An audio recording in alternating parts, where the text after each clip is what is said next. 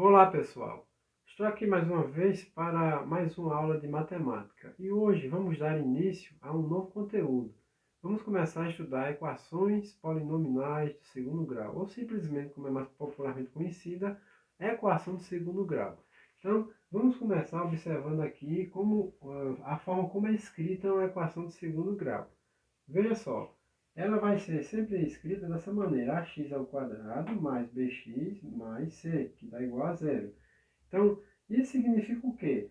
Que as letras A, B e C, elas são chamadas de coeficientes, né? São aqueles valores numéricos que acompanham as variáveis, né? Que é a parte literal, certo?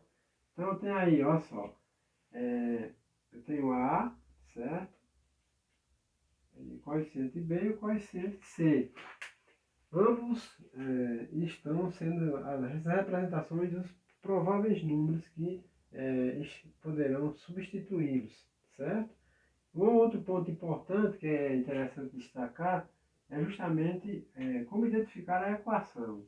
Nós identificamos a equação de segundo grau pelo seu expoente, certo?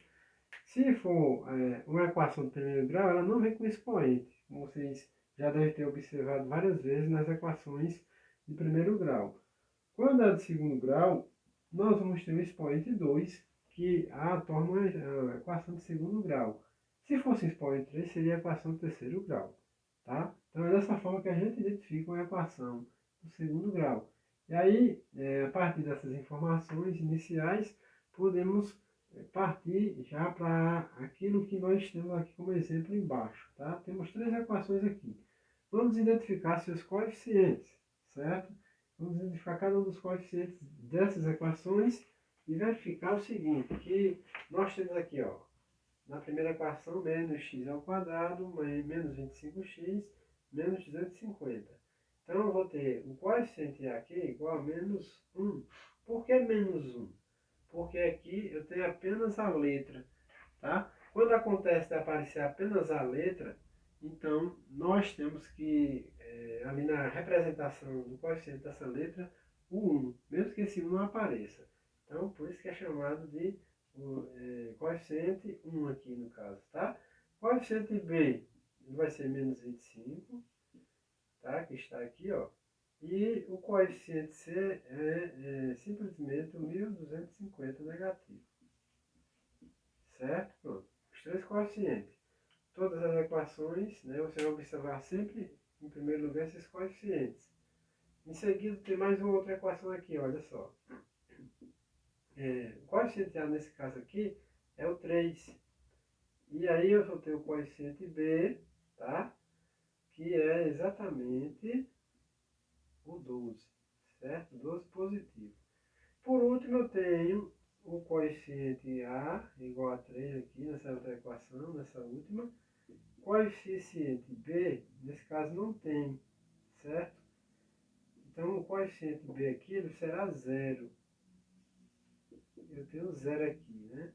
E, por último, vou ter o coeficiente C, que é menos 16, tá? Aqui também será zero o coeficiente C. O coeficiente C, nesse caso aqui, é zero. Então, veja bem. Então, como é que eu vou identificar quem é o coeficiente C, quem é o coeficiente B, quem é o coeficiente A? É só observar que o coeficiente A sempre está junto da letra que está elevada a 2, tá? É o primeiro coeficiente. Em seguida, vem com o coeficiente B, que está sempre do lado da letra que está sendo expoente.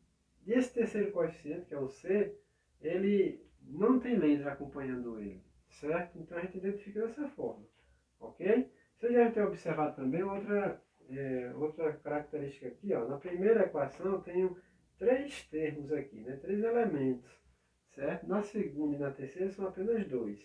Então, quando acontece isso, nós temos uma equação completa ou uma equação incompleta.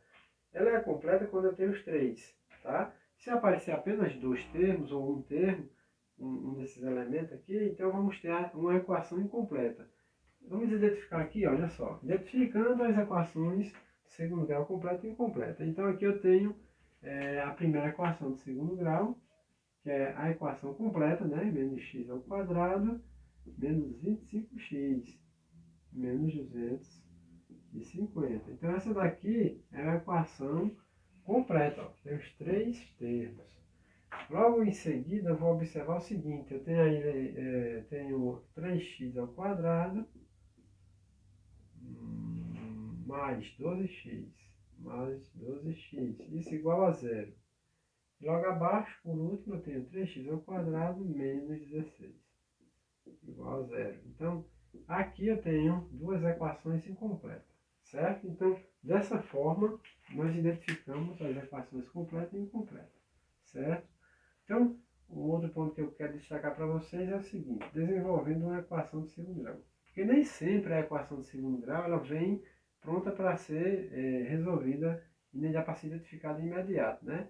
Você vai resolver a partir, por exemplo, do quadrado da soma, ou quadrado da diferença, como aqui aparece nesse caso, tá? Multiplicação de produtos, tá? Nós temos aqui o seguinte, eu vou resolver isso aqui e transformar ela, né, na parte da resolução, verificar se é uma equação de segundo grau. Então, eu faço x vezes x, dá x ao quadrado, tá? E x vezes 4, eu vou ter menos 4x. Observe que eu tenho aqui descobri que se trata de equação de segundo grau porque aqui eu tenho um x elevado ao quadrado, né? De imediato dá para perceber, certo? E aí a gente pode perceber também que se trata de uma equação incompleta, porque só tem o coeficiente A e o B, não tem coeficiente C, certo? Aí digamos que eu atribuo um valor a x nessa equação. Se eu colocasse aqui, ó, x igual a 2, aí eu poderia resolver, olha só. Vamos ver o que é que acontece aqui com x igual a 2. Aí eu vou tirar o x de onde tiver ele e vou colocar 2. Aí vai ficar assim, ó. 2 ao quadrado, né? 2 elevado ao quadrado menos 4 vezes 2. Então aqui, olha só. 2 ao quadrado eu vou ter 4, certo? Aí 4 vezes 2 dá igual a 8. Então vai ficar o quê? 4 menos 8, que dá igual a menos 4. Então isso aqui, olha, vocês vão resolver dessa forma quando vocês se deparar com o valor atribuído a x, tá? Aí quando acontece isso, eu posso substituir o x da equação, né, no caso a parte variável, parte literal, pela o valor numérico, tá? Então aí a gente tem o valor numérico da equação. Aí a partir do momento que eu faço essa substituição, ela deixa de ser uma expressão algébrica, né? E se torna uma expressão numérica aqui, olha só, que só vai ter número. Tirando a letra, não se trata mais de uma operação com letras, né?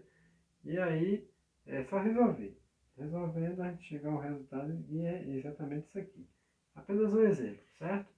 Então, a partir dessas primeiras explicações, já que isso aqui é apenas uma parte introdutória desse conteúdo, a gente tem muita coisa para a gente ver a respeito dessas equações de segundo grau, e vocês vão se familiarizando mais com esse conteúdo, tá? Mesmo assim, se houver alguma dúvida nessa parte inicial, vocês poderão entrar em contato no momento que estiver realizando as atividades que eu estou à disposição. Até a próxima videoaula.